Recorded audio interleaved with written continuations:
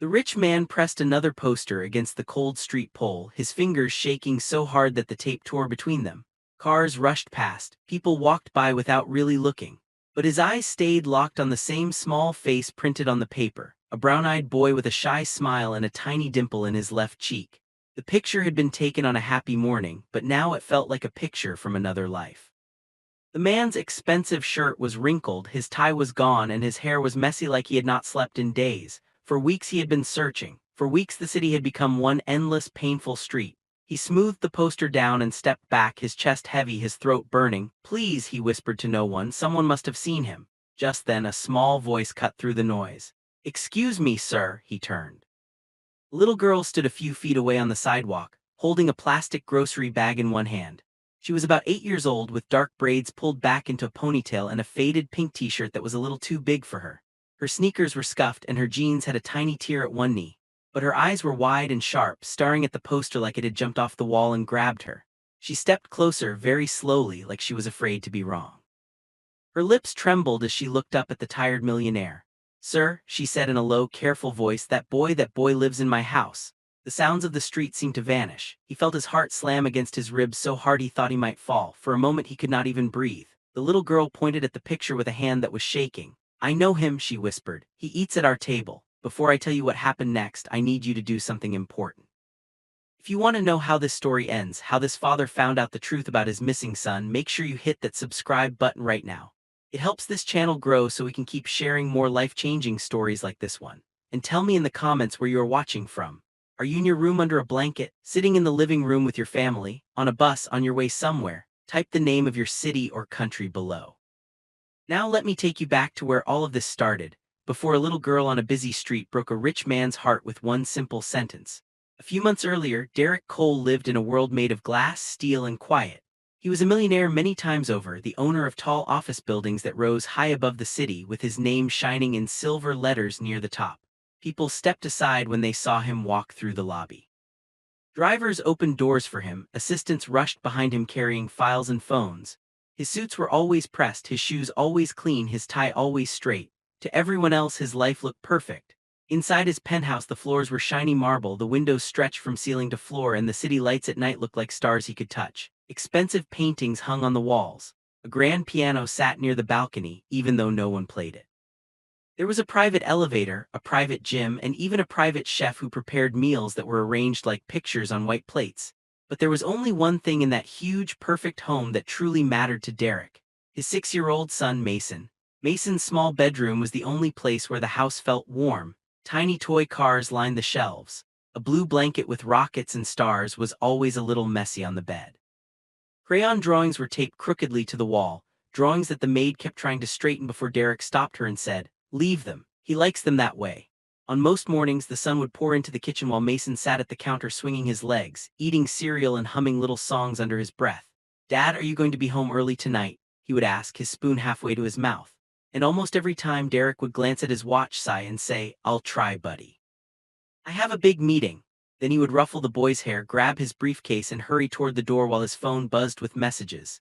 "You always say that," Mason would mumble softly when he thought his father had already left. But the words followed Derek into the elevator. There was one person who kept trying to pull Derek back toward his family. His younger sister Hannah, who sometimes came to watch Mason when the nanny had to leave early. She did not live in a penthouse. She lived in a simple apartment with bright curtains and plants on the balcony. She worked as a nurse at a small clinic and always smelled faintly of soap and hand sanitizer. Often she would stand in Derek's kitchen with her arms crossed and look at him over the top of her coffee mug. "He's growing up fast, you know," she would say. "He doesn't care how tall your building is, he just wants you to be at his school play." "I know," Derek would answer without looking up from his phone. "Once this project is done, I'll have more time." "You said that last year," Hannah would reply, "and the year before." But Derek pushed her words away the same way he pushed away worry about his health or about the loneliness that crept into his chest late at night when the city outside was quiet. He told himself that everything he did was for his son, for his future, for his safety. Money meant security. Money meant nothing bad could happen. At least, that is what he thought. Then came the day that broke everything. It was a Friday, bright and warm, with clear blue skies above the city. Derek had an early video meeting at home before heading to the office. He walked around with his earpiece in, talking about contracts and deadlines, while Mason sat on the floor in the living room building a tower out of colorful blocks. Dad, look, Mason called out as Derek paced back and forth. It's taller than me. Just a minute, buddy, Derek said, checking a chart on his laptop. We are almost done. The meeting dragged on and on. Numbers, charts, voices, plans. At one point Mason walked over and touched his father's arm. Can we go to the park later? He asked. You promised last week. Derek muted himself for 1 second. I'll see what I can do, okay? Maybe Aunt Hannah can take you if I'm busy. A shadow crossed the boy's face, but he nodded and went back to his tower. If Derek had ended the meeting right then, if he had turned off his laptop and gone to sit on the floor next to his son, everything might have been different. But he did not. When his call finally ended, the apartment was too quiet. The tower of blocks still stood in the middle of the rug, but the little boy was gone. At first, Derek thought Mason had gone to his room. Mace, he called, walking down the hallway. No answer. The bathroom door was open. The bedroom was empty. He checked behind the curtains in the laundry room, on the balcony, even inside the closets, as if the boy might pop out laughing. Very funny, Derek said, his voice a little too loud. Game over, buddy, come out. Silence. A slow, cold feeling started to crawl up his spine. He moved faster now, his footsteps echoing through the penthouse. Mason, he called again, his voice shaking. He grabbed his phone and called the nanny. Did you take him down to the playroom? He asked.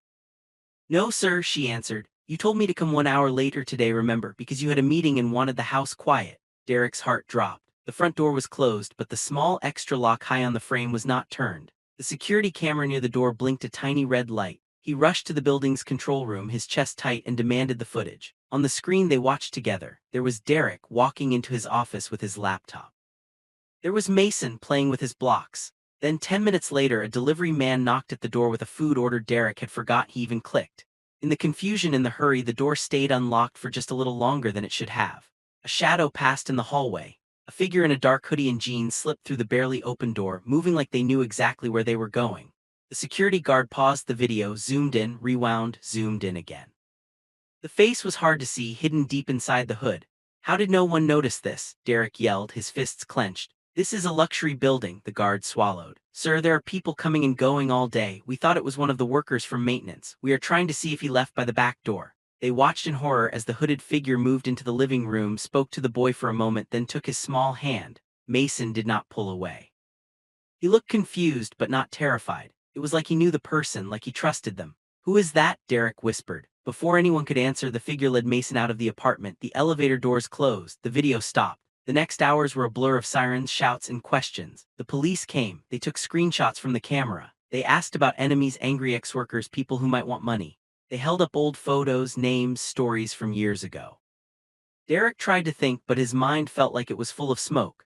Can't you trace his phone? He shouted at one point, even though he knew his son did not have a phone of his own yet. Can't you track every car that left this building? They did what they could. They checked the exits. They checked the street cameras. They checked the parking garage. It felt like the kidnapper had vanished into the air, taking the boy with them. On the first night, the police told him, stay near your phone. If this is a ransom case, they will call. Derek sat in his office with both hands wrapped around his phone, waiting for it to ring. It never did. Days turned into weeks. The news called it the mystery penthouse kidnapping. Reporters ran stories about the rich man who lost his son in the middle of the day. Some people whispered that maybe it was an inside job. Some said it was a mistake that could have been stopped if the father had been paying more attention. Those words hurt more than any knife. But Derek did not care what the world said. He only cared about one thing, finding his child. He stopped going into the office. He shouted at the security team. He hired private investigators and promised them more money than they had ever seen if they brought back the boy. At night he walked through Mason's room, touching the small shoes by the door, the stuffed animal on the pillow, the little drawings on the wall. I'm coming, he would whisper. I promise I'm coming. Time did not heal anything.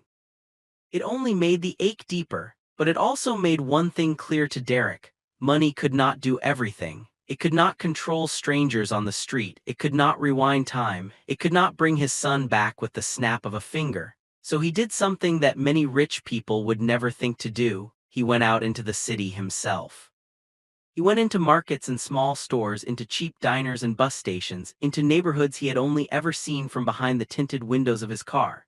He carried a stack of posters under his arm. Each one had the same picture, the same big, bold word missing. Have you seen this boy? He would ask again and again. Please, have you seen him? Most people shook their heads with sad eyes. Some glanced at the picture and walked away. Children stared. A few people asked for money for information they did not really have. But Derek kept going. Every day he tried a different route, a different block, a different corner. It was one of those days under a bright sun that felt too warm for such a sad afternoon when he found himself on a busy street filled with small shops, food stands, and people carrying plastic bags. His shirt clung to his back with sweat. His throat was dry. His fingers were raw from handling tape. But he stopped at another pole and pressed another poster against the metal, hoping that this one would be the one that made a difference. He did not know that a pair of young eyes had been watching him from across the street. On the other side of the road, a little girl walked beside a tired woman who held two heavy grocery bags. The girl kept looking up at the posters the man was hanging. At first she did not understand. She just saw a picture of a child, a boy with familiar brown eyes and a shy smile. She thought it was an advertisement for a school or a toy. Then she heard one word spoken quietly by a woman who walked past. Missing. The girl's feet slowed, her heart beat faster. She looked again at the picture. It was clearer now. The small dimple in the boy's cheek. The way his hair fell a little over his forehead. The way his head tilted when he smiled, like he was a little shy and a little curious at the same time. He looked like the boy who had been eating at her table. The boy who slept in the small room next to hers. The boy who had told her that his name was Mason and that he used to live up high in a glass house. The bags in her mother's hands pulled on her arms as they walked, but the girl stopped. "Mom," she said slowly, her voice thin. "That boy." Her mother was in a hurry. She did not look up. "Keep walking, Lee," she said. "The ice cream will melt." Lee turned her head, staring at the man in the wrinkled shirt and the poster in his hands. The man's shoulders were bent and his eyes looked like they had not seen sleep in a long time. He tore off another piece of tape and pressed the paper down. Lee's heart pounded in her ears. "Mom, wait," she whispered, but her mother was already a few steps ahead. Weaving through the crowd, Lee's feet would not move. She dropped one of the plastic bags and ran across the street before she could talk herself out of it. Cars honked, someone shouted, but she kept going until she stood right in front of the man with the posters. Up close he looked even more broken. His expensive watch did not match his tired face. His eyes moved over her quickly as if he expected her to keep walking like everyone else. "Can I help you?" he asked, his voice rough. Lee's hands felt cold and sweaty at the same time. She looked up at the picture again and swallowed hard. The boy in the photo looked back at her like he was asking her to say something. "Sir," she said softly. He did not answer. He was already reaching into his bag for another poster. Lee took a deep breath, her small chest rising and falling. She tugged at his sleeve. This time he turned fully toward her. The whole world seemed to shrink down to his tired eyes and her frightened ones. "What is it, kid?" asked. "I'm busy." She pointed at the poster on the pole, her finger trembled. "That boy," she whispered, "lives in my house." For a moment he thought he had misheard her. The street noise, the cars, the voices, everything blurred together. "What did you say?" he asked, his voice barely more than air. Lee licked her dry lips. "I know him," she said. "He came to stay with us. My mom said he needed a safe place. He sleeps in the small room by the window. He eats with us. He cries at night sometimes." Everything inside Derek went still. The posters slid from his hand and scattered on the sidewalk. He grabbed the nearest pole to keep himself from falling. "You're sure?" he asked, his eyes wide open now. "You are absolutely sure," Lee nodded quickly, her braids bouncing. "He told me his name is Mason," she said. "He said his dad was rich and busy and lived in a house in the sky. He said he misses him when he hugs his pillow." A sound came out of Derek's throat, halfway between a sob and a laugh. It felt like a door opening and slamming shut at the same time. Hope crashed into fear so hard that he felt dizzy. "Where do you live?" he demanded, trying not to scare her but failing. "Can you take me there?" Lee stepped back, her eyes suddenly nervous. "My mom said not to talk to strangers," she murmured. "She said not to tell people where we live." Derek forced himself to breathe. He bent down so his eyes were level with hers. "You're right," he said gently. "Your mom is smart. But listen to me, that boy in your house is my son. Someone took him from me. I have been looking for him for a long time. Please, I just need to see him. We can call the police if you want. I will not hurt you. I just need to know he is okay." Lee stared at him for a long moment. His eyes were wet. His hands were shaking. He did not look like a dangerous stranger. He looked like someone who had been broken in half. She thought of the nights when she heard Mason crying through the thin wall, whispering "Dad, please" into his pillow when he thought no one could hear. She thought of how he stared out the window like he was looking for someone in the sky. Finally she nodded. "My house is not far," she said, but there is something you need to know before we go." His heart jumped. "What?" he asked, his mouth dry. Lee's voice dropped to a whisper. "The person who brought him to us said you didn't want him anymore," she said. "They told him you traded him for money." The words hit Derek like a punch. He staggered back, his vision blurring. "That's not true," he choked. "Who said that? Who told him that?" Lee swallowed and looked down at her shoes. "I think you know her," she whispered, "because she cries when she says your name." Derek's pulse roared in his ears. Her who was her, an old enemy, someone from his past, someone he had hurt without meaning to. He tried to speak, but his throat felt tight. Lee's mother, who had finally noticed her daughter was gone, was pushing through the crowd toward them, her eyes wide and worried. Lee grabbed Derek's hand before he could lose his chance. "If you really want to see him," she said quickly, "you have to come now before she comes back." "Before who comes back?" he demanded, but his voice broke. Lee looked up at him, fear and urgency shining in her eyes. "The woman who took him," she said. "The woman who said you broke her heart, she lives with us too." Derek stared at her, his mind spinning. The woman who took his son was inside the same house as this little girl. A house that might be only a few blocks away.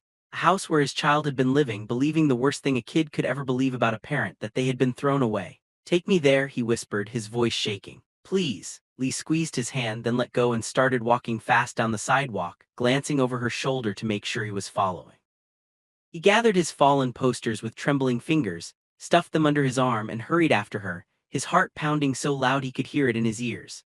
As they turned off the busy street into a narrow side road lined with small old houses and cracked sidewalks, Derek felt the glass world of his towers fall farther and farther behind him.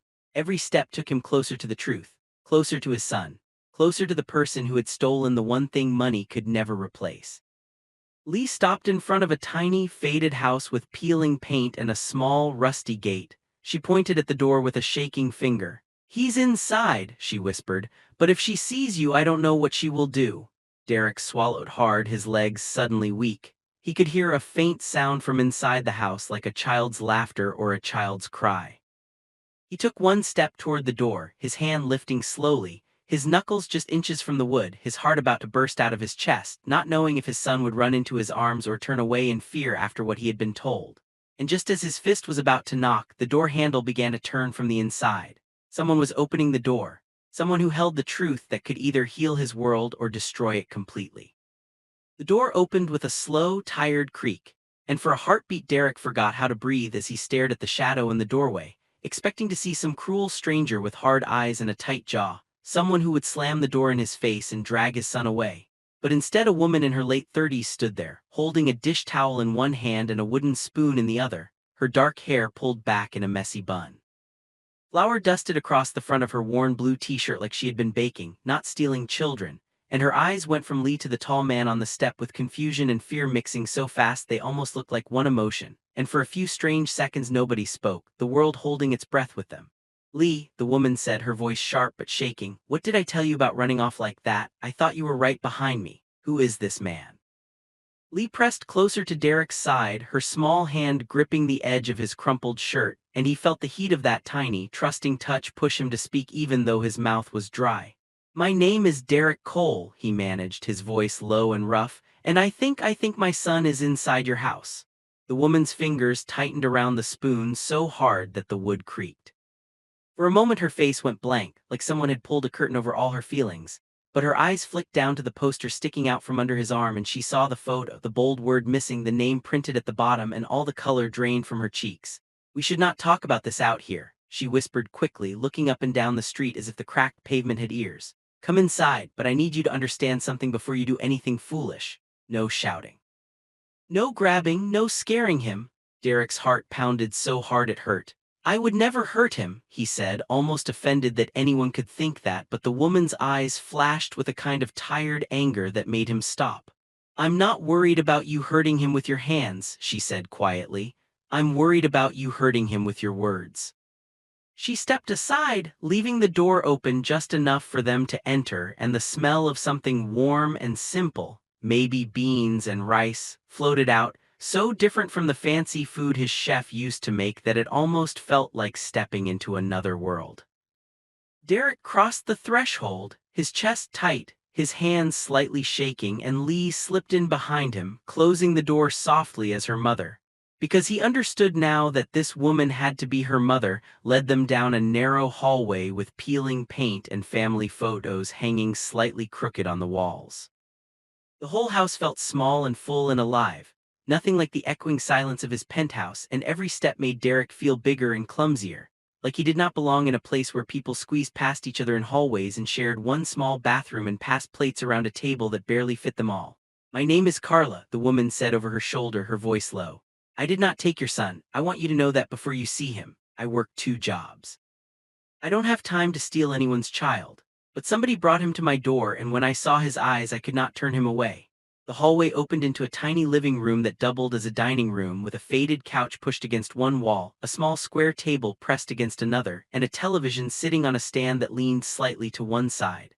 On the table, 3 plates were already set, each with a spoon beside it. Pot simmered in the cramped kitchen area just beyond, the lid rattling softly with the steam.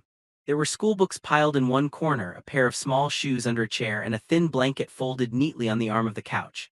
To Derek, every object in that room screamed with a single, painful thought. His son had been living here instead of at home, eating from that table, watching that old TV, sleeping under that thin blanket instead of his rocket blanket.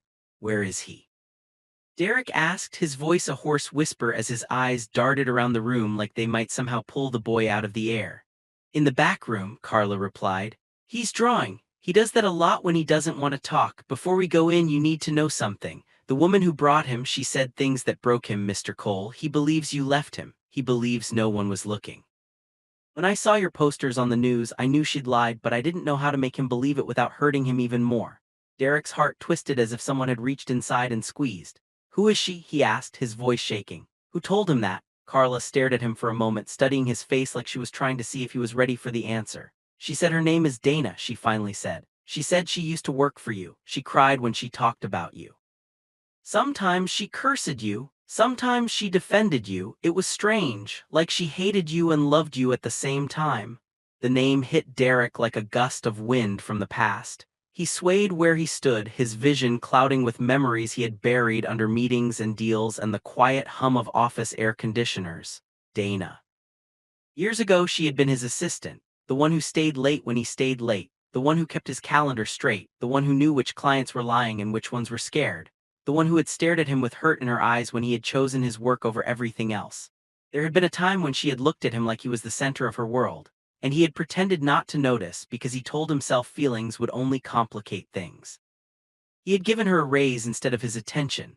He had given her a bonus instead of an apology. And then, after one terrible mistake in a deal that was partly his fault but fully blamed on her, he had let her go without fighting for her, telling himself he could not risk his company's image for one employee, no matter how loyal she had been. He had walked away from her tears that day. He had not imagined she would ever walk back into his life like this.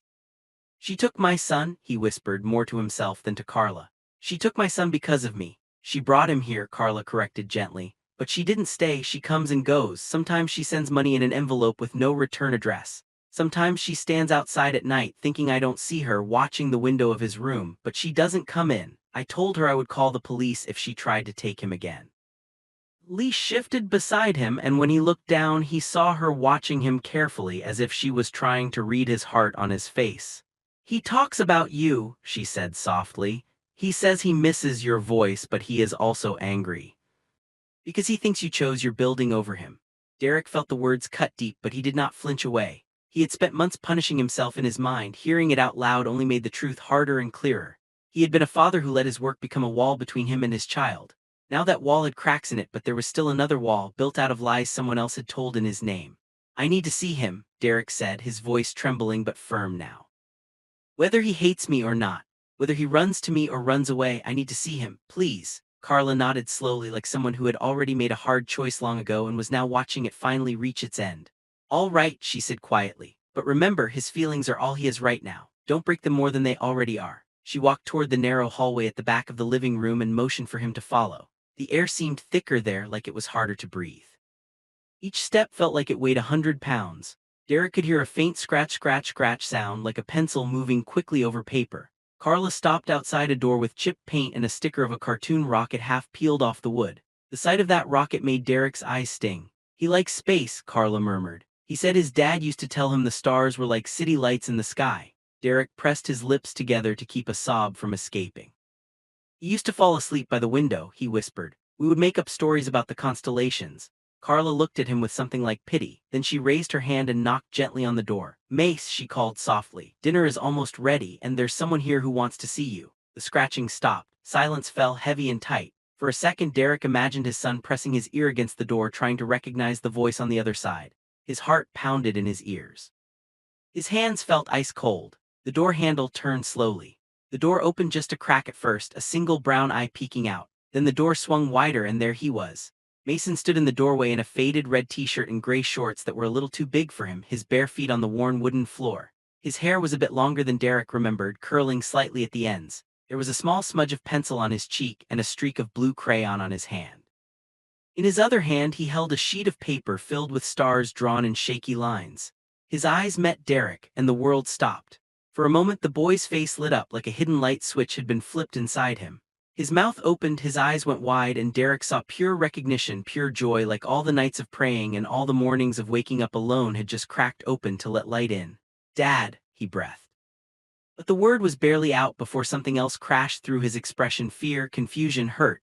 The joy faltered, wobbled, then folded in on itself like a paper airplane caught in the rain.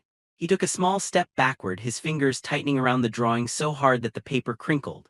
"No," he whispered, his chin trembling. "You can't be here, you're not supposed to be here." The words felt like stones dropping into Derek's chest. "Mason," he said softly, taking a tiny step forward, his hands open, empty. "It's me, I've been looking for you everywhere, I never stopped, not for one day." The boy's eyes flashed with anger now, hot and bright. "That's not true," he shot back, his small voice suddenly sharp. "She said you made a deal, she said you wanted your building more than you wanted me, she said you signed papers so you could forget me without trouble." Derek flinched like he had been slapped.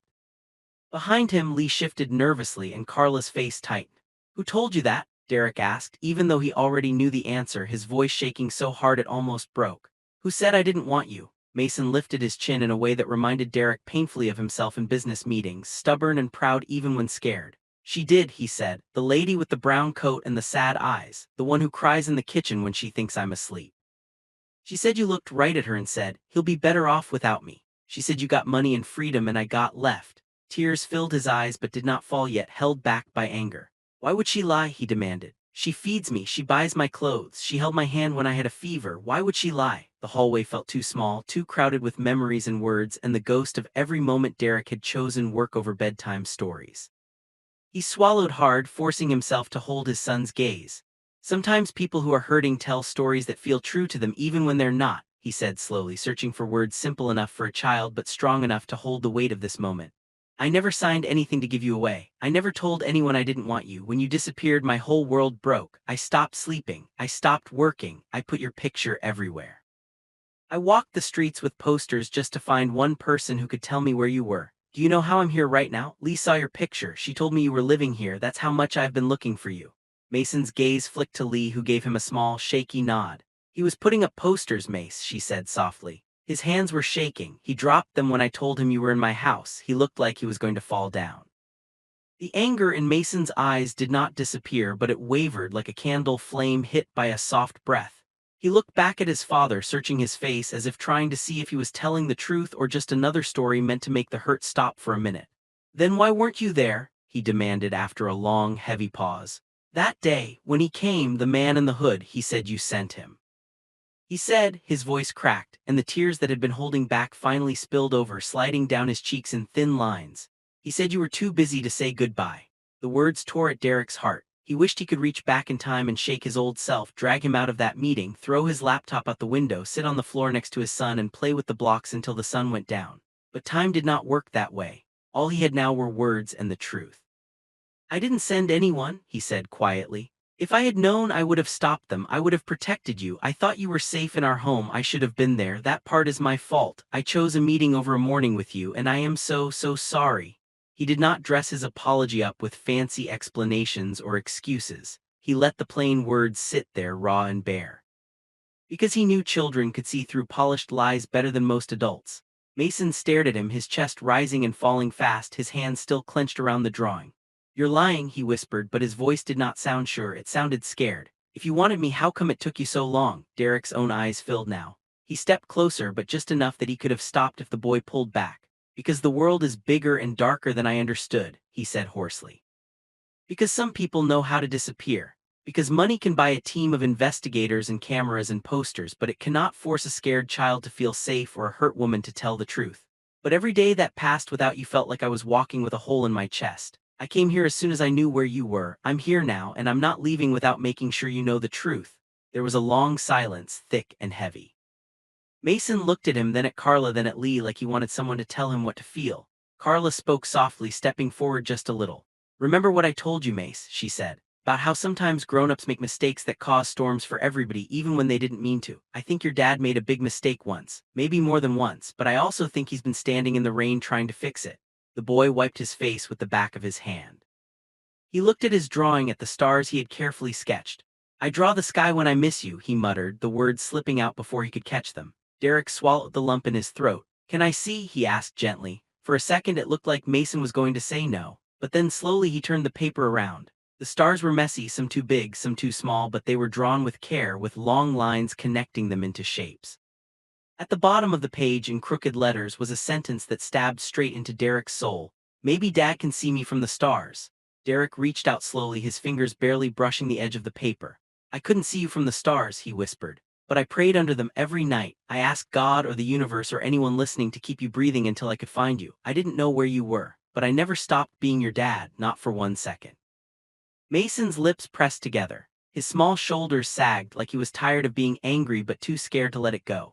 If that's true, he said in a small voice, then why did she tell me you sold me? Derek's mind burned with questions. Why would Dana tell his son such a cruel story? Was it revenge? Was it her own broken heart twisting the truth? Had she really believed he chose money over everything, including his child? Because she's broken, he said softly. Because I hurt her once and she didn't know what to do with that pain. Sometimes when people are broken, they break other people without meaning to. That doesn't make her a monster, but it doesn't make what she did okay either. She's not a monster, Mason said quickly, defending her out of habit. She brought me here when I was scared. She stayed with me when I had a nightmare. She says she's sorry when she thinks I'm asleep. Derek nodded, the pain in his chest growing heavier. I believe you, he said. People can do kind things and wrong things at the same time. That's what makes life so hard to understand. He took a breath, feeling like he was standing on the edge of a cliff.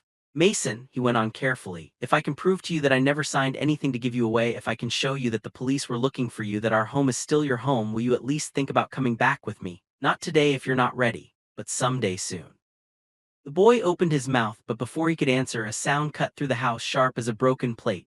The front gate squeaked. Heavy footsteps moved up the short path. The rusty latch on the front door rattled as someone tried to open it with more force than needed. Carla stiffened. Lee's eyes went wide with fear. Mason's hand crushed the drawing into a ball. She's back, he whispered, his face draining of color. Derek's heartbeat leaped, slamming against his ribs. Dana, she was here.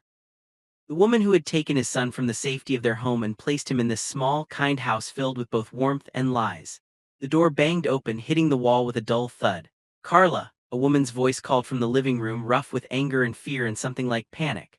Why is that car parked outside? Whose is it? We talked about this. We can't have strangers coming here. It's not safe. The voice moved closer, each step like a drumbeat marching straight toward them.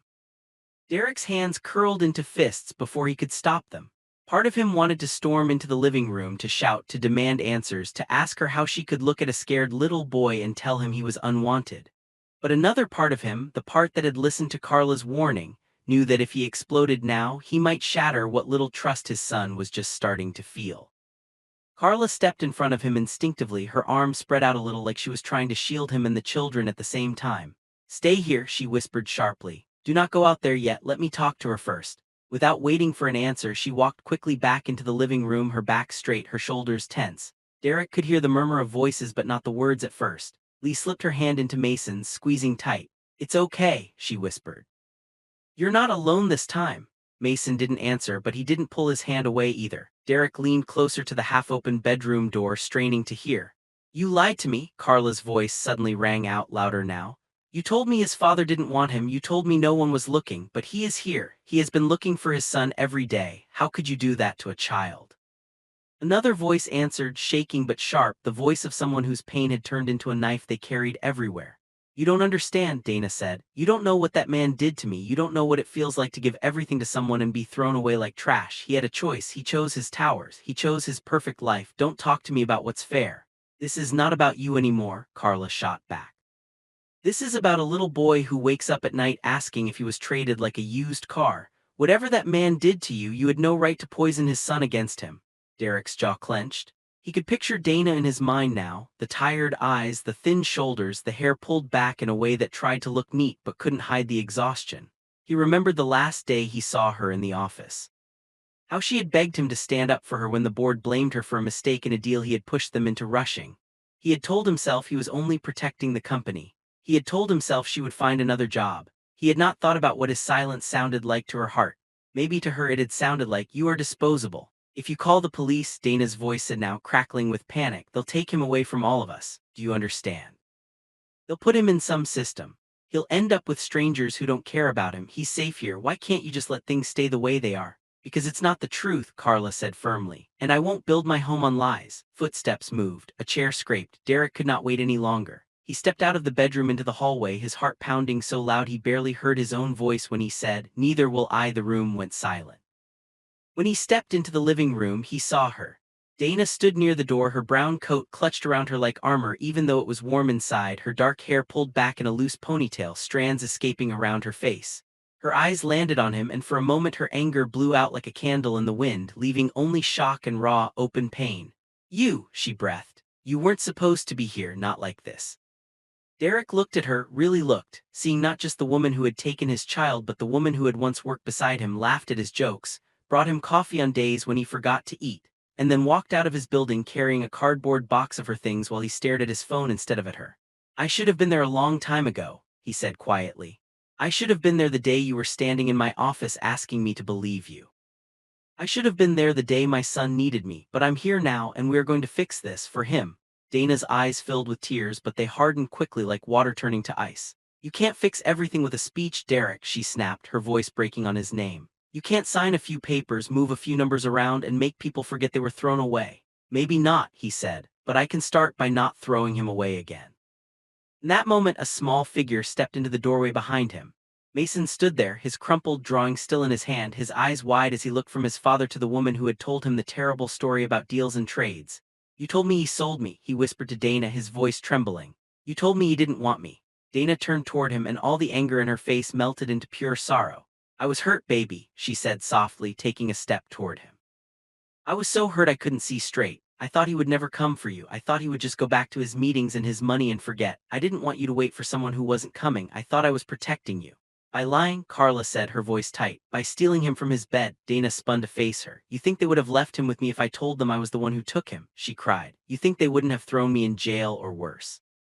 I knew how this would look. I knew I had no right. But I also knew what it felt like to be in that house, invisible, waiting for him to notice I was drowning. I couldn't stand the idea of another child growing up in the shadow of his buildings, wondering if he mattered as much as the next contract."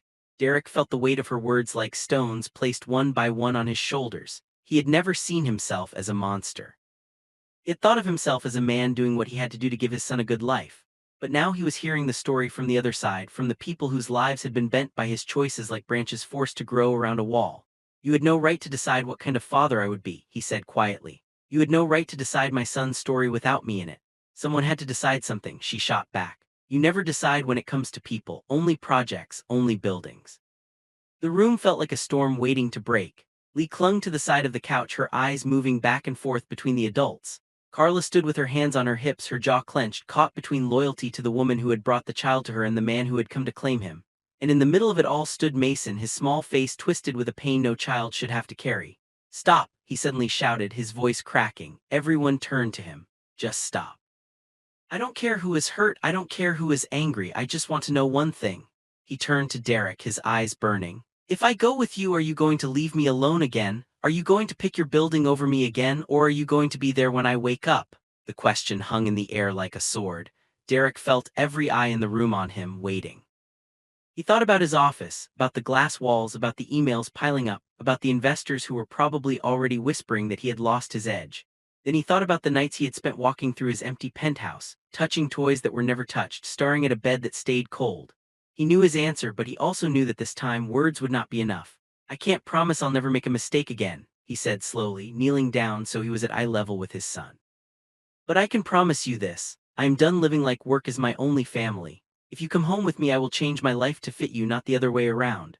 I'll step down from projects if I have to. I'll fire people who think my time with you is a waste. I'll show you, not just tell you, that you come first." He took a breath, then added quietly, "And if you want, we can even move out of that big glass house that scares you now and find somewhere that feels safe to you. Somewhere with less echo and more real laughter." The room was completely silent. Even the pot on the stove seemed to have stopped bubbling. Mason's eyes searched his father's face, looking for cracks, for signs that this was just another promise that would be forgotten as soon as an important email came in. He opened his mouth, closed it again, then took a tiny step closer. Just as he did, a sudden loud knock exploded against the front door, making everyone jump. Another knock followed, harder this time. "Police!" a strong voice called from outside. "Open up, we have questions about a missing child report." Carla's face went pale. Dana's eyes flew to the window like a trapped animal. Mason gasped, dropping his drawing. The paper fell to the floor, the stars and the words, "Maybe Dad can see me from the stars," staring up at all of them. Derek's heart raced.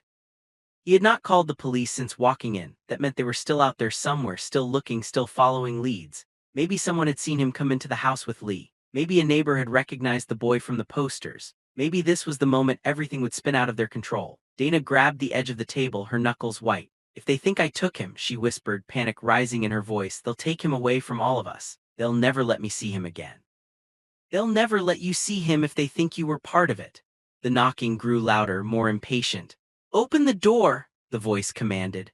Derek looked at his son, at the fear in his eyes, at the woman who had hurt him but also held him when he cried, at the woman who had sheltered him, at the little girl who had been brave enough to tell the truth in the middle of the street.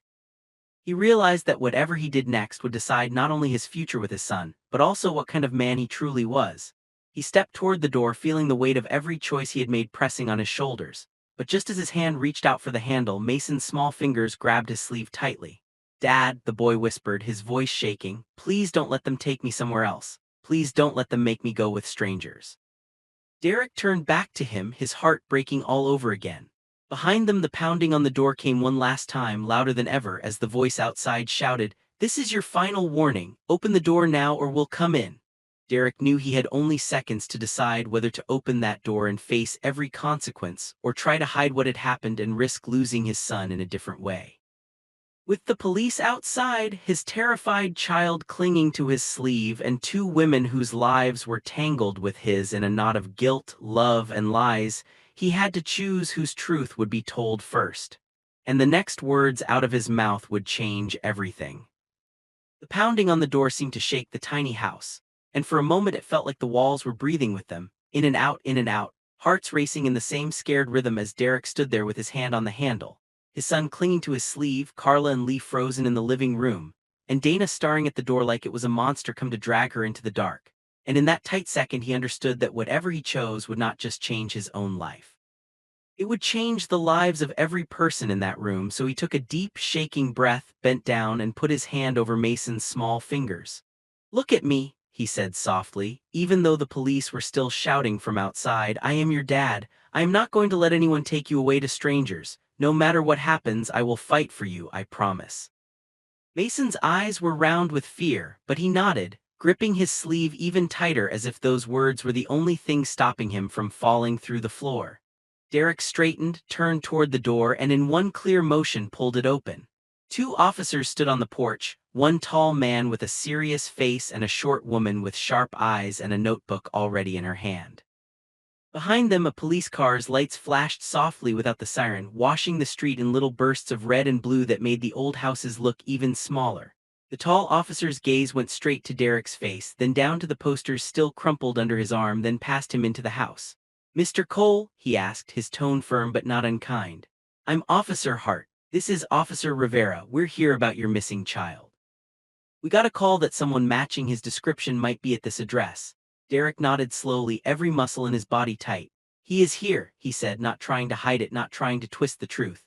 "My son is here. I found him, and I am not going to run or hide anything from you. But please, before anything else, remember there's a scared little boy inside who has already been through too much." Officer Rivera's eyes softened for a moment, but her expression stayed professional. "We just want to make sure he's safe," she said. "May we come in?" Derek stepped aside and motioned them in. Carla's heart looked like it was beating in her throat, but she crouched down beside Lee and put an arm around her, whispering something in her ear that sounded like a promise that everything would be okay, even if she was not sure yet if that was true. Dana stayed standing near the table, her hands twisting the edge of her coat, her eyes following the officers like a cornered animal watching hunters. Mason pressed himself against his father's side, half hidden behind him. The officers stepped into the living room and looked around quickly, taking in the small couch, the simple table, the steaming pot on the stove, the family pictures on the wall. Their eyes found Mason next. Officer Hart's face softened just a little when he saw the boy's wet cheeks and messy hair. "Hey there," he said in a calm, quiet voice, like he was talking to someone's little brother instead of a child from a headline. "You must be Mason." Mason tightened his grip on Derek but nodded. Are you okay? Officer Hart asked gently. Has anyone hurt you? Mason shook his head but his voice came out small and shaky. I don't want to go with strangers, he whispered. Please don't take me away. That sentence hit everyone in the room like a hammer. Officer Rivera glanced at Derek, then at Carla, then at Dana, reading the tension in the air like a book. No one is taking you anywhere right now, she said, keeping her voice soft. We just need to understand what happened. We want to help you and make sure you are safe. That's our job. Derek forced himself to breathe slowly. You can ask me anything, he said to the officers. You can ask them anything, but please let him stay in the room with someone he trusts while we talk so he knows we're not sending him away behind his back. Carla cleared her throat and stood a little straighter. He can sit with me and Lee, she offered, her voice calm even though her hands still shook. He knows us, we've been taking care of him. Mason looked up at his dad, waiting for a sign. Derek nodded. It's okay, he said softly. Sit with them, all right? I'm not going anywhere. Slowly, like his feet were made of lead, Mason moved to the couch and sat down between Carla and Lee. Lee slipped her small hand into his, giving him a tiny, brave smile. We're right here, she whispered. We're not letting go. Officer Rivera stood near them, keeping them in sight but focusing her questions elsewhere for now, her notebook ready. Officer Hart motioned Derek and Dana a few steps away, still in the same room but with a little space to speak. We've seen the footage from your building, Mr. Cole, he said. The person who took your son from your apartment was wearing a hoodie, face covered. We couldn't identify them. We need to know who brought him here, who has been keeping him, and why the police weren't contacted when he showed up. Dana flinched like each word was a slap. Derek glanced at her, then back at the officer. She brought him, he said, refusing to lie even though his chest felt like it was cracking open. Her name is Dana. She used to work for me, but I need you to know something. She didn't hurt him. She gave him a place to sleep, food to eat. She kept him alive. What she did was wrong, but it's not all simple black and white. Officer Hart's eyes moved to Dana. Is that true? He asked. Did you take this boy from his penthouse and bring him here? Dana swallowed hard, her throat working. It's not how you think, she said, her voice strained. I didn't just walk into his perfect life and grab him like some movie villain. I didn't even go into that building that day. The room went quiet. Even the children stopped whispering. Derek frowned, confusion cutting through his anger like a sudden wind. What do you mean you didn't go in? He asked slowly. We saw the video. Someone went into my home and let him out. You told Carla it was you who brought him. You told him I sold him. How is that not you? Tears welled in Dana's eyes, spilling over as she let out a broken laugh that held no joy. Of course you think it was all me, she said softly. You always think in straight lines. Problem, solution, blame. But that's not what happened. Officer Rivera stepped closer now, her pen hovering above the page. Then tell us what did happen, she said. Right now, no half-truths, no missing pieces, because if there was someone else involved, we need to know. Dana wrapped her coat tighter around herself like she was trying to keep her heart from falling out. After I lost my job at his company, she began, her eyes locked on a spot on the floor, I tried to move on. I tried to find new work, a new life. But doors kept closing. People in that circle talk, they whisper, one mistake follows you everywhere. I went from running meetings in glass offices to cleaning hotel rooms at night. I told myself I didn't care, but I did. I cared so much it hurt to breathe. Then one evening I ran into someone from the old building. Derek's stomach dropped as she went on. His name is Victor, she said. He used to work in security. You barely noticed him, Derek. He was the one you walked past in the lobby without seeing. But he saw everything. He saw how your world worked. He heard things. He knew you were always one step away from some big deal or some big fall. He told me he had a way to get back at you and help me at the same time. Derek tried to remember the security staff, the nameless faces in dark uniforms, the ones who opened doors and checked IDs. A tall guy with a shaved head, a man with a tattoo on his neck, the details blurred. They had all just been staff to him. People who kept the machine running while he focused on the gears he thought mattered. He said he could shake your world, Dana continued, her voice trembling, make you feel what it's like to lose control. He joked that men like you only wake up when something hits them where it hurts most. I told him I just wanted you to see that you had broken my life. I didn't want this. She gestured toward Mason. I didn't want a child in the middle, but he knew how much you loved that boy. Everyone in that building did. They saw the way your face changed when he called you. They knew he was your weak spot. Officer Hart's mouth tightened. Are you telling us this man planned the kidnapping? He asked. And you went along with it? Dana shook her head fast, almost too fast. No, at least not like that, she said quickly. He said he would scare you, make you late, make you miss something important. He said maybe he would keep the kid away for a day or two, send a message, then bring him back and use the fear to make you pay for what you did to people like us. I told him it was a bad idea, that you would call the police, that it would ruin everything, but I was so angry. I was so tired of feeling small and invisible. I didn't say yes and I didn't say no, I just didn't stop him. Her shoulders sagged under the weight of her own words. When the news broke that the boy was missing and you were on TV begging for help, I realized he hadn't just played a prank or sent a message. He had really taken him. I panicked. I called him. I yelled. I cried. I begged him to bring the boy back. He said it was too late, that the police were watching everything, that he had to hide. Officer Rivera scribbled quickly in her notebook. Where is he now? She asked. Do you know where this Victor person is? Dana shook her head. I haven't seen him in weeks, she said. The last time we met he was jumpy, like he was listening for footsteps in empty rooms. He said he was done, that things had got too big. He asked me to do one thing for him. He told me where the boy was, said he had left him in a parking lot near a quiet street, sitting in the back of a car with the door unlocked. He told me to go pick him up, to fix it before things got worse. Her voice broke. When I got there, Mason was curled up in the back seat, clutching his stuffed bear and shaking. I couldn't leave him. I couldn't take him to some cold police building and watch strangers pull him away. So I brought him here. I told Carla he needed a safe place. I told him you didn't want him because I was scared that if he knew you were looking, he'd run back to you, and then everything we had done would come out and they would throw me in jail and maybe even blame Carla too. I thought if he believed no one was coming, he would stop asking to go home and just leave. The air in the room felt heavy, thick with shock and hurt and the weight of every bad decision piled on top of another. Derek stared at her, his chest tight. So you didn't walk into my home, he said slowly, but you knew who did. You knew where he left my son. You chose to keep him from me, to twist the story, to make him think I traded him like a thing I could buy back later. Dana's tears fell freely now. Yes, she whispered. I did, and I'm sorry. I'm so sorry I can't breathe, but I loved him. I still love him. I tried to be a good stand-in for a father I thought had given up. Mason's small voice cut through the room like a thin, sharp line. You promised you wouldn't lie to me, he whispered from the couch, his eyes shining with fresh tears. You said you knew what it felt like to be left. You said you would never do that to me, but you did. You left me in a story that wasn't true. Dana turned to him, taking a tiny step forward. I know, she said, her voice breaking, and I would do anything to change it. I thought I was protecting your heart from a bigger hurt, but I see now that I became part of the hurt. Officer Hart cleared his throat, bringing the focus back to the law that sat quietly under all this pain. Ms. Dana, he said, his tone more formal again, you understand that withholding a child from his legal parent, lying about his safety, and not reporting his location is a serious crime, even if you did not carry out the first part of the kidnapping yourself. She nodded slowly, resigned. I know, she said. I've known since the moment I saw his face on the news. Carla stepped forward quickly, her eyes fierce. But you also need to understand something, she said to the officers. If she had not gone to get that boy from that car, he would have spent the night alone in a dark parking lot. If she had not brought him to my door, I would never have known to fold that blanket and cook extra rice and make space in our tiny home. She is guilty of many things, but she also kept him breathing when the man who took him disappeared. Officer Rivera looked at Derek. What do you want to happen, Mr. Cole? She asked. We will follow the law. We will file our report. The courts will make decisions, but right now your voice matters. You can push this to the harshest level, or you can tell us you want the full story considered. Derek looked at his son, at the way he held Lee's hand like it was an anchor, at the way he leaned slightly toward Carla as if her presence was now stitched into the idea of safety in his mind. He looked at Dana, at the guilt and fear and love all tangled in her eyes. He thought about Victor, the security man he had barely noticed, the one who had felt so small in his world of steel and glass that he had decided to hit the only place he thought would make the giant bend. He realized this wasn't just about one wrong act, it was about the chain of choices that had led here.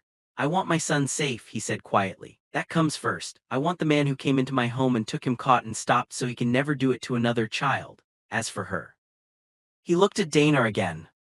She broke my heart in a different way. She broke his. She has to face what she did, but I also see that my own choices lit part of the fire inside her. I don't want to pretend it's all her fault just so I can feel clean. Officer Hart nodded slowly. We'll put everything you've said into our report, he said. For now, this is what's going to happen. We need all of you to come down to the station to give formal statements. We need to contact child services so they can be involved because that's the law in cases like this. But that does not mean your son is being taken away forever. It means they will look at where he should be in the short term and what support the family needs. Understand? At the words child services, Mason flinched and looked at his dad in panic. I don't want to go with strangers, he repeated, his voice shaking harder now. Derek crossed the room in 2 quick steps and knelt in front of him, taking both of his hands. Listen to me, he said, looking right into his son's eyes.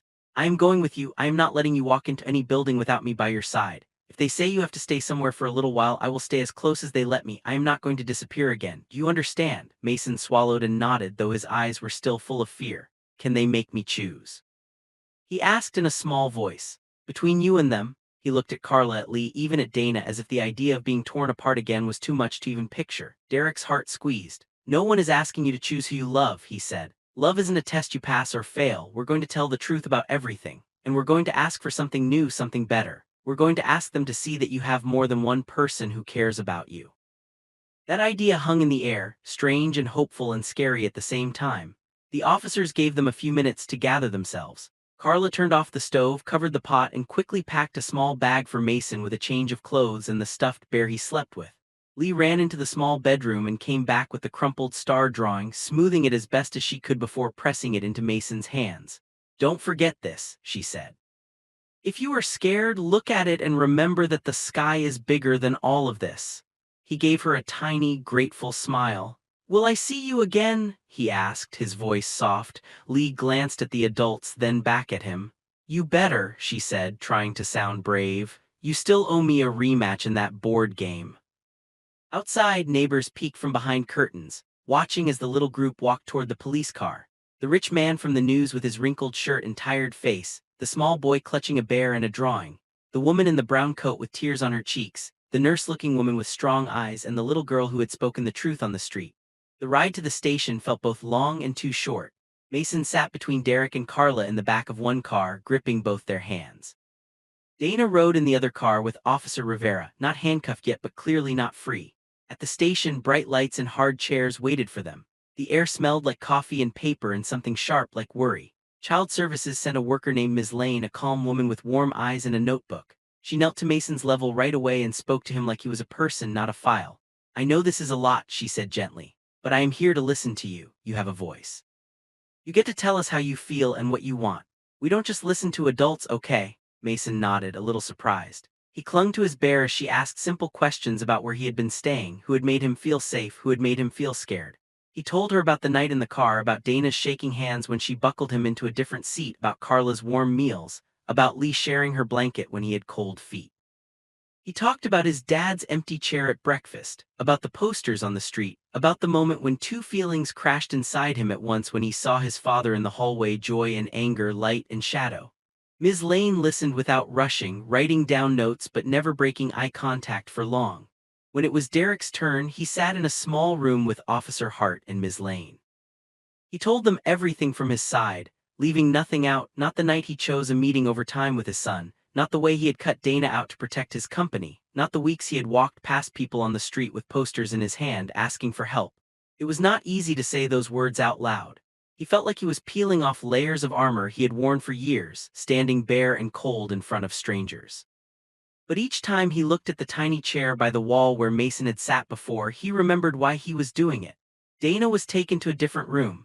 She gave her own statement, voice breaking at times when she had to speak about her loneliness, her anger, her bad choices, and the shadowy man named Victor who had slipped in and out of her life like smoke. Officers made calls, sent messages, pulled up files. They found a record of Victor leaving his job a few months before the kidnapping, complaining about rich people who think they own the world.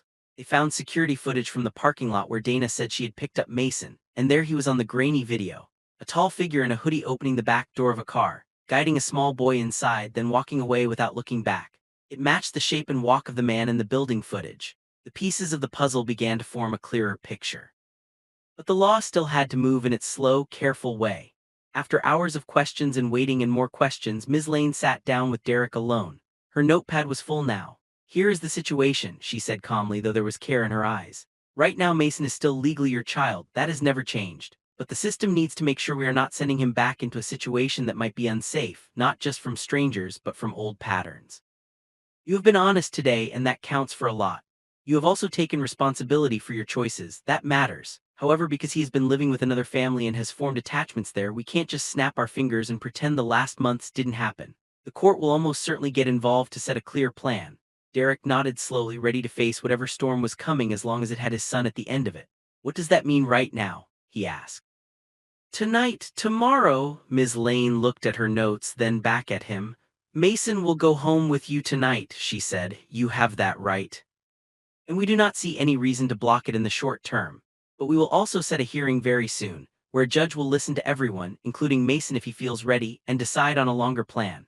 That plan may include supervised visits for Dana, and possibly ongoing contact with Carla and Lee if the court sees that is healthy for him. It may also include checks on how you adjust your work life to be present for him.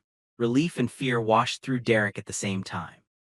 He would not lose his son tonight, but the future was no longer something he could control with a phone call or a contract. It would be decided in a room he did not own. "What about her?" he asked quietly, looking toward the door of the room where Dana sat. "Will she go to prison?" Ms. Lane sighed softly. "The police will pass her case to the prosecutor," she said. "They will consider that she did not plan the first part of the kidnapping, that she did rescue the child from a dangerous situation, but also that she hid him and lied. There may be a plea deal. There may be community service, counseling, maybe some time in custody. It is too early to say, but your voice at the hearing and even at her case if you choose to speak will matter." Derek thought of Mason's words on the couch. "You said you would never leave me." He thought of how the boy had looked at Dana, hurt and betrayed, but still full of a sad kind of love. "I don't want him to grow up thinking the world is only made of enemies and punishment," Derek said softly. "I want him to learn about justice and mercy both. If I get a chance to speak, I will tell them the full story, the good and the bad." As the sun slid lower outside and the lights in the station got harsher, they finally let Mason and Derek stand together in a quiet hallway. The boy's face was tired, his eyes red, but there was a strange calm in him now, like a storm that had raged so long it was finally running out of rain. "So I'm going home with you," he said slowly, testing the words. "To the tall house." Derek knelt down and smiled, a real smile this time, full of hope and fear mixed together. "Yes," he said, "but it won't be like before. Things are going to change. I've already called my office and told them I'm taking a break. A real break, not just a weekend. I'm going to be home for dinners, for bedtime stories, for school mornings, and we're going to talk, you and me, about everything. I won't hide hard things from you anymore." Mason looked at him for a long moment, then took a small breath. "Can we invite them sometimes?" he asked in a quiet voice. "Carla and Lee, and maybe her if they let her." Derek felt his throat tight. "I would like that," he said honestly. "If the judge agrees and if you still want it when the time comes, we can make space at our table. We can add more chairs. Home doesn't have to be just two people in a big empty place." Mason's mouth twitched into the smallest smile. "Lee talks a lot," he said. "The house won't be quiet if she's there." Derek laughed softly. "Good," he said. "I think we've had enough quiet to last a lifetime." That night, under a sky full of real stars, father and son rode home together in a car that felt less like a private driver and more like a second chance wrapped in metal and glass. Mason leaned his head against the window, his bear tucked under one arm, his drawing of the stars under the other. "Do you think they can see us?" he asked softly, looking up at the sky. "The people who are gone, the ones we hurt, and the ones who hurt us." Derek looked up too at the lights far above and thought of all the people whose stories had tangled with his own. "Maybe not with eyes," he said, "but I think every good choice we make sends a kind of light up there. And every time we tell the truth instead of hiding, it makes the sky a tiny bit brighter." When they reached the tall building with his name on it, Derek did something he had never done before. He stood on the sidewalk, looked up at the shining letters, and said out loud, "You are not the most important thing in my life anymore." Then he took his son's hand and walked inside, past guards who now looked at him with new respect, not because of his money but because they had seen him on the news searching like a man who had finally learned what mattered. Upstairs, the penthouse felt different when they stepped in. The silence was still there, but it did not feel as deep. Mason walked slowly from room to room, touching the couch, the table, the toys lined up on the shelf. He paused at his bed, at the rocket blanket still smoothed out as if waiting for him. "You didn't change anything," he said quietly. "I couldn't," Derek answered. "It hurt too much, but now I'm glad I didn't. It means we have something to start from." That night, for the first time in months, Mason lay in his own bed while Derek sat on the edge, telling him a story about a boy who sailed between stars on a ship made of light. He stumbled over some parts, not because the story was hard, but because his heart was so full. When Mason finally fell asleep, his hand still on the drawing of the stars, Derek sat there a little longer, watching his chest rise and fall, listening to the small, quiet breaths that meant hope was alive. He knew this was not the end of their struggle. Tomorrow there would be calls from lawyers, dates from the court, questions from the board of his company, news reports asking why the rich man had left his office chair empty. There would be a hearing where a judge would look at all of them and decide what kind of future Mason would have, who could see him when and how often. As he stepped out of the room and pulled the door almost closed, leaving it open just a crack so the hallway light could slip in, his phone buzzed with a message from his lawyer. The court date had already been set sooner than he expected. In just a few days he would stand in front of a judge, not as a powerful owner of tall towers, but as a man asking for another chance to be a father. He looked back at the thin slice of light on his son's face and whispered, "I won't fail you again." What he did not know was that on that same night, in a small, cold room of another part of the city, a familiar shadow was packing a bag in a hurry. Victor, the former security guard, glanced at a news report playing on a tiny old TV. He froze when he saw Derek and Mason walking into the building together, the headline flashing. "Missing boy found secret stay with family raises cuestiones." His jaw tightened. "So the rich man got him back," he muttered. "Let's see how long that happy picture lasts when the rest comes out." He turned off the TV, grabbed his bag, and walked toward the door. On a table by the wall lay a folder stuffed with papers, photos of other rich children in front of gates and schools, and one particular document with Derek's company's logo on it and a circle around a line that read "High-Risk Project." He slid the folder into his bag and stepped into the dark hallway, a thin smile on his face. The game, for him, was not over. As the night wrapped the city, one father prepared for a court fight, one woman sat in a small cell hugging her knees, one nurse tucked her daughter into bed and prayed for a child who was not hers by blood, and one angry man walked into the shadows with a new plan. None of them knew that in the courtroom where their paths would cross again, a secret buried in those company papers would be revealed. A secret that could either prove Derek had changed for real or show that his towers were still built on the pain of people like Victor and Dana. And when that secret came out, someone in that room would stand up and say something no one expected, turning the whole case upside down in front of the judge. The morning of the court hearing came faster than anyone expected, and as the sun rose over the city, turning the glass buildings gold, Derek stood in front of his bathroom mirror with a tie in his hands and his heart beating so loud it felt like it was in his throat. Because this was not just another important meeting, not a business presentation where numbers and charts could save him. This was the day when a judge would look at him, look at his past, look at his son, and decide if he deserved a second chance as a father, and no amount of money could buy the right answer. He had barely slept, spending most of the night sitting on the floor beside Mason's bed, listening to his soft breathing, feeling that strange mix of joy and fear every time the boy turned over and held his bear tighter. And once in the middle of the night, Mason had woken up and whispered, "You're still here," like he was checking if his new reality would disappear like a dream. And Derek had answered, "I'm not going anywhere," meaning it with every tired bone in his body. Now as he tried to tie his tie, his fingers fumbled, and after the third attempt ended in a crooked knot, he let out a shaky laugh and dropped his hands, realizing he had spent years dressing perfectly for people who didn't matter as much as the small boy still asleep in the next room. "Forget it," he muttered, pulling the tie off completely and leaving the top button of his shirt open, looking somehow more like himself and less like the cold man from the news. In the kitchen, he made breakfast the way he promised he would, even though the eggs were slightly overcooked and the toast was a little too dark. When Mason shuffled in, rubbing his eyes and dragging his bear by one arm, he blinked in surprise at the sight of his father at the stove instead of a chef. "You cooked?" he asked, sliding onto a stool at the counter. "Kind of," Derek replied with a small smile, sliding a plate in front of him. "Eat what you can. Today is a big day, and I don't want you going into court on an empty stomach. That's a rule now, big feelings, big days, big breakfast." Mason took a bite and chewed slowly, watching his dad like he was trying to learn his face all over again. "Are you scared?" he asked quietly after a moment. Derek thought about lying, about saying something brave like "of course not," but he had promised no more half-truths. "Yes," he said honestly. "I am scared. I don't know exactly what the judge will say.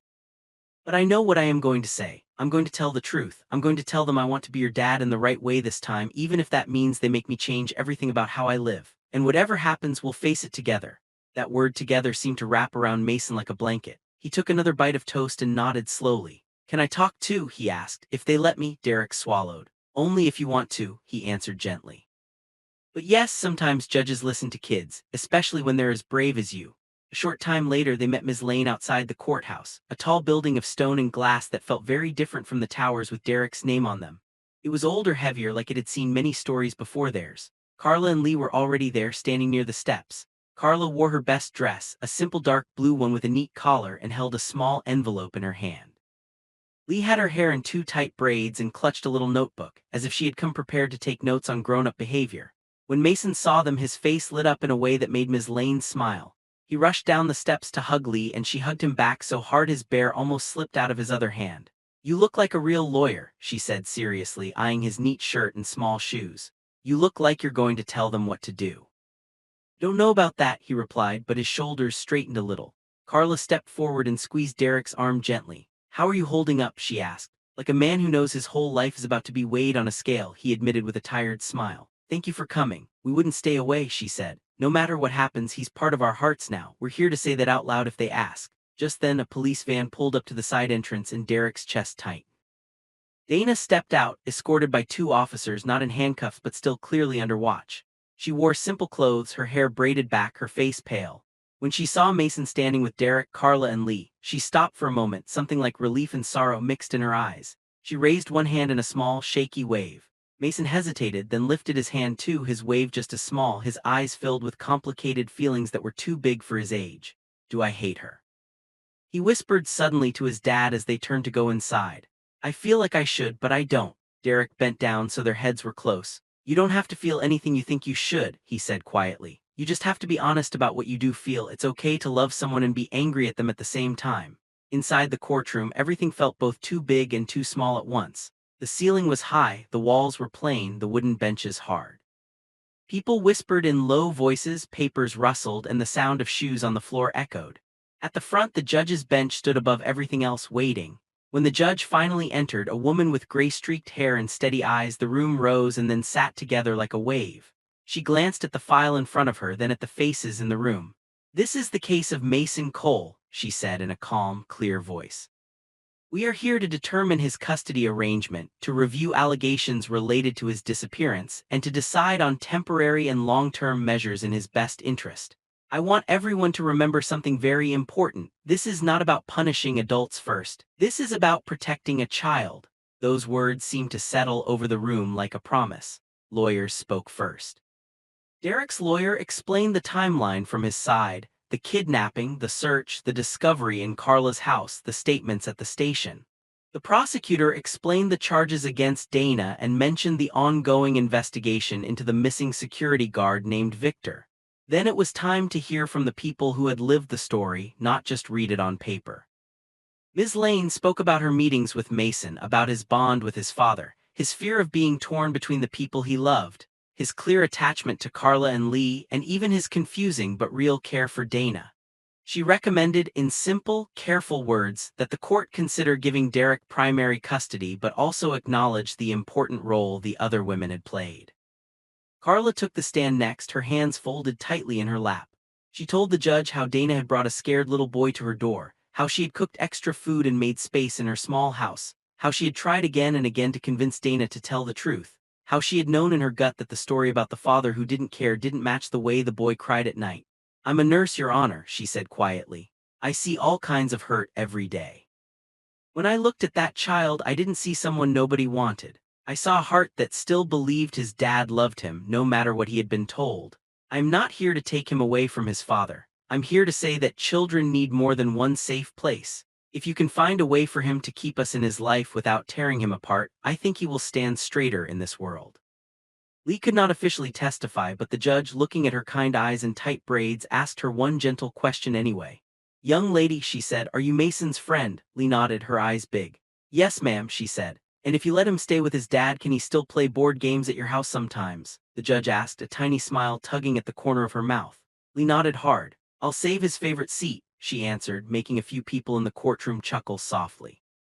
Then came Dana's turn. She walked slowly to the stand, sat down, and took a deep breath that shook in her chest.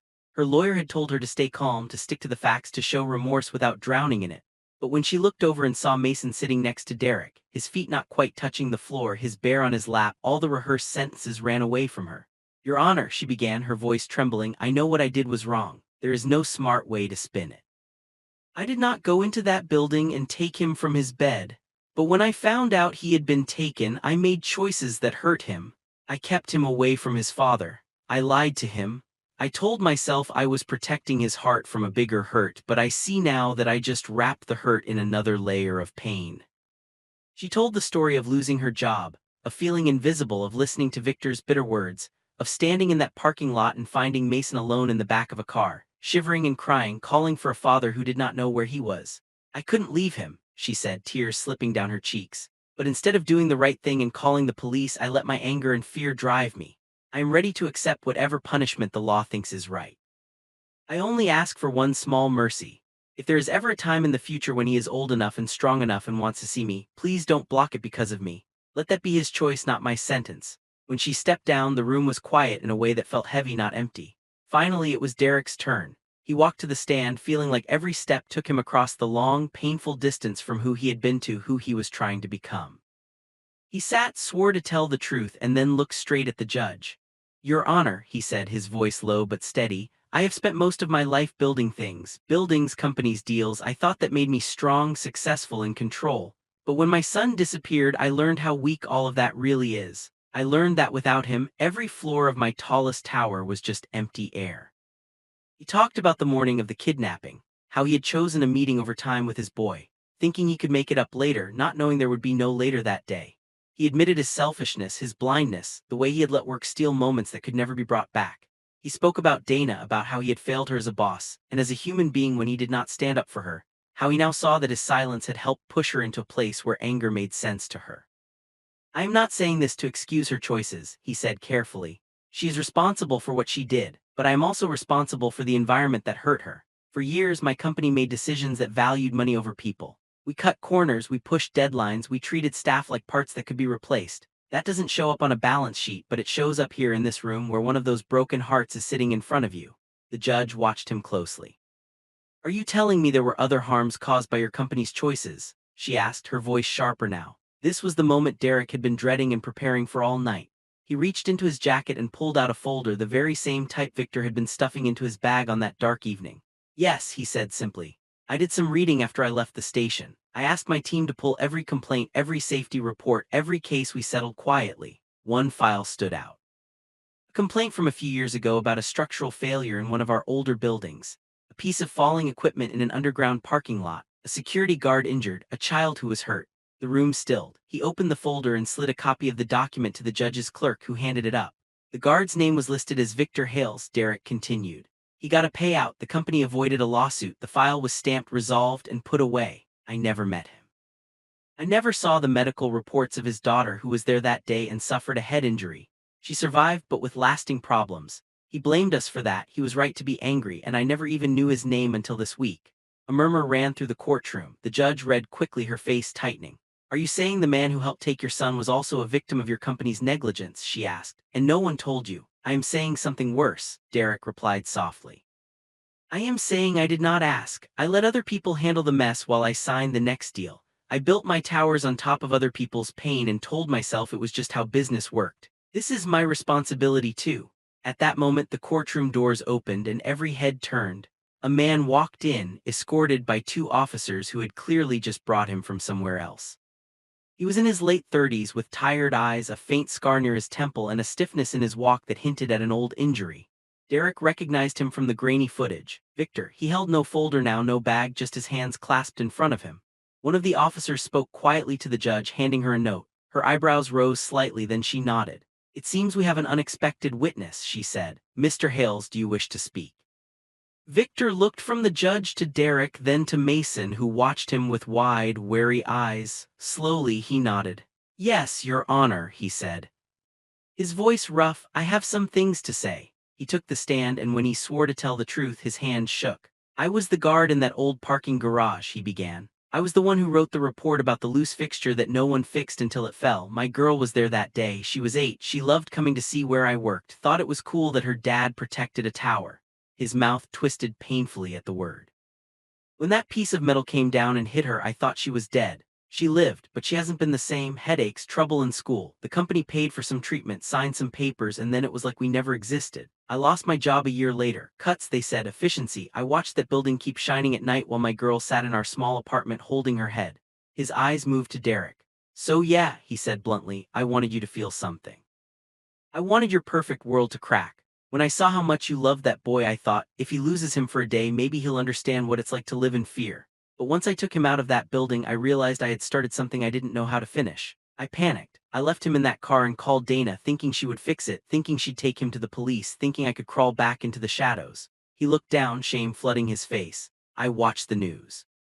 I saw you put up posters. I saw you walking the streets looking like a ghost. I thought maybe you had changed. I wanted to come forward, but the longer I waited, the more impossible it felt. The more it seemed like the only thing I was good at was disappearing.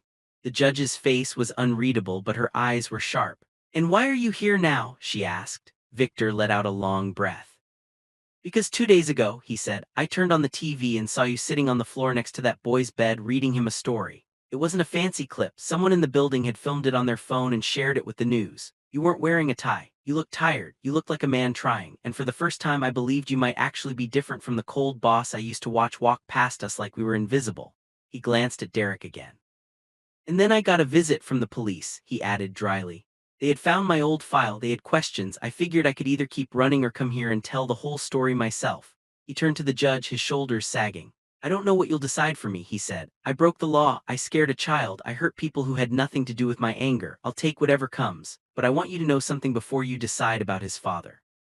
That man sitting there did not plan this. He did not know about me or my girl or that broken light. He made mistakes, big ones, but I was the one who turned my pain into a weapon. Don't punish that boy for what grown men like me did." The room was so quiet that every breath sounded loud. Mason suddenly stood up from his seat, his bear pressed against his chest, his small hands shaking. The judge looked at him, surprised. "Young man," she said gently, "do you want to say something?" Mason's voice trembled, but he nodded. "Yes," he whispered. "Can I?" The judge nodded. "You may," she said. "Come stand where we can all see you." He walked to the center of the room, not to the witness stand, just to a spot where he could face the judge, his dad, Dana, Carla, Lee, and even Victor. He looked so small and yet so brave that more than one person wiped their eyes. "I'm not good with big words," he began, his voice thin but clear, "but this is about me, right? Everyone keeps saying my name. So I think I should say what I want." The judge leaned forward slightly. "We'd all like to hear that," she said honestly. Mason took a breath. "I want to go home with my dad," he said, his eyes flicking to Derek and then back to the judge. "I missed him every day. Even when I was mad at him, I still wanted him. When I heard he was putting up posters, it made my heart feel warm and hurt at the same time. But I also don't want to pretend the time I spent with them didn't happen." He pointed at Carla, at Lee, and then at Dana. "She lied to me," he said, looking at Dana, "and that hurt a lot. But she also picked me up from a dark place and stayed up with me when I had nightmares. She made me feel like someone cared when I thought no one did. I don't know if I want to see her soon, but I don't want her locked away forever with everyone saying she's only bad. People can be both." He turned to Carla and Lee. "I want them in my life," he said simply. "Their house is noisy and small, but it's warm. It feels like a real home. I want to go there sometimes, not just on TV or in stories." Then he turned to Victor, surprising even himself. "What you did was really scary," he said, his voice shaking now. "I still wake up sometimes feeling like something bad will happen when I'm not looking. But I saw your face when you talked about your girl. I think you were hurting and no one listened. I don't know what the right punishment is. I just know I don't want to grow up turning my hurt into weapons like you did. I want to be different." Finally, he looked at the judge again. "So this is what I want," he said. "I want to live with my dad. I want him to really be my dad this time, not just someone who comes home late. I want to still see my other family sometimes. I want everyone to get help so they don't hurt more people. And I want to stop feeling like a game piece in grown-up fights. I just want to be a kid who knows he's loved."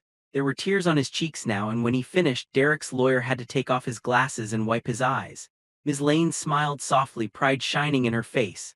The judge sat very still for a long moment, her expression thoughtful. Then she took off her glasses, folded them, and set them on the bench. "Thank you, Mason," she said quietly. "You have just done something many adults never learn to do. You told the truth about your feelings without trying to hurt anyone with them. That is very brave." She looked around the room, taking in every face. "I will now give my decision," she said, "and I want everyone to remember no decision is perfect, but I will do my very best to honor what is best for this child." She began with the adults who had harmed him. She told Victor that he would face criminal charges for his part in the kidnapping, but that his cooperation and honesty would be taken into account. She told Dana that her case would also proceed, but that she would recommend a sentence focused on counseling, community service with children's charities, and strict rules about contact, rather than simply locking her away. "You have done harm," she said to her, "but you have also shown real remorse. The law must see both." Then she turned to Derek. "Mr. Cole," she said, her voice steady, "you have failed your son in the past, not by not loving him, but by not showing that love with your time and attention. You have also failed people who worked for you by hiding behind your company walls, but in these last weeks you have done something rare. You have stepped out from behind those walls, admitted your fault publicly, and begun to change your life. You have taken responsibility not just for the things that were easy to confess, but for the things that could cost you money and reputation." She paused, then nodded slightly. Therefore, I grant you full legal custody of your son, with the expectation that you will continue to be present, not just physically but emotionally. You will attend parenting counseling and family therapy as recommended by Child Services. You will also provide support for counseling for your son for as long as he needs it. Derek closed his eyes for a second, letting out a breath he hadn't realized he was holding. Then the judge added something that surprised everyone. In addition, she said, I strongly recommend and will put in writing that this child be allowed regular contact with Carla and Lee, supervised at first by his father or a trusted adult to honor the bond they have formed. These visits are not to replace his home but to widen his circle of support. As for Dana, when and if she completes the conditions of her sentence and professionals agree she is safe to be around him, the court will consider limited supervised contact if and only if Mason wishes it. She looked at the boy again. Your heart is big, Mason. We will not force it to close, but we will protect it. Lastly, she addressed Derek's company. One more thing, she said, and her voice grew firmer. You spoke today about a pattern of values that put profits over people. I cannot change your board's decisions with this ruling, but I can say this plainly. I expect you as the owner and public face of that company to take concrete steps to correct past harm, safety upgrades, fair treatment, support for those who were hurt, including Mr. Hales's daughter. If I see headlines about more quiet settlements and more ignored reports, I will remember this case. Derek nodded, his throat too tight to speak. He knew what he had to do. The gavel came down with a sharp sound that echoed through the room, marking the end of the hearing and the start of something entirely new. Later that day, outside the courthouse, cameras flashed as reporters called out questions, but for once Derek did not rush to the microphones. He stood on the steps with his son's hand in his, flanked by Carla and Lee with Ms. Lane nearby, and Dana being led away to begin the long work of making things right in her own way. Cleared his throat and spoke not to the cameras but to the people beside him. I'm starting a new project, he said quietly. Not another tower, a fund named after the girl who was hurt in that parking garage. It will pay for her care and for other children harmed by our past mistakes. And I'm creating a community center in the neighborhood where you live, he told Carla and Lee. A place for kids to feel safe and seen. I'd be honored if you would help me shape it. Carla blinked back tears. You mean it? She asked. Every word, he replied. No more walls between my world and yours. Mason looked up at him, pride shining softly in his eyes. Can we put stars on the ceiling in one of the rooms? He asked. So kids who feel alone can look up and remember they're not invisible. Derek smiled. Yes, he said, we'll cover the whole ceiling if you want. Weeks later, when the center opened, one of the rooms did have a dark blue ceiling filled with painted stars, each one with a tiny name written near it, names of children whose stories had passed through hospitals, courts, and quiet living rooms. One star had the name of Victor's daughter. Another had the name Mason, not because he had been broken, but because he had stood in a courtroom and spoken the truth. Another star had the names Carla and Lee side by side, for the little family that had opened their door without knowing how big a story they were stepping into. And in a small corner of the ceiling, there was a star with the name Dana, a reminder that people who fall can learn to stand again. At home, life was not perfect, but it was honest. There were days when Derek still slipped into old habits and had to catch himself, turning off his phone to sit on the floor and help with homework instead of answering emails. There were nights when Mason woke up shaking and needed his dad to sit by the window and talk about the stars again, making up new stories to replace the scary ones in his head. There were visits to Carla's house, filled with laughter and board games, with Lee bossing everyone around like a tiny judge of her own. And there were letters that arrived from time to time from a rehabilitation center across town, written in careful handwriting from someone who signed her name simply as Dana. Letters that Mason read when he was ready and answered when he wanted to, always with his father by his side. One evening, months after the hearing, as they sat on the balcony of the penthouse looking out at the city lights, Mason pressed his shoulder against his dad's. Do you still think the stars are like city lights in the sky?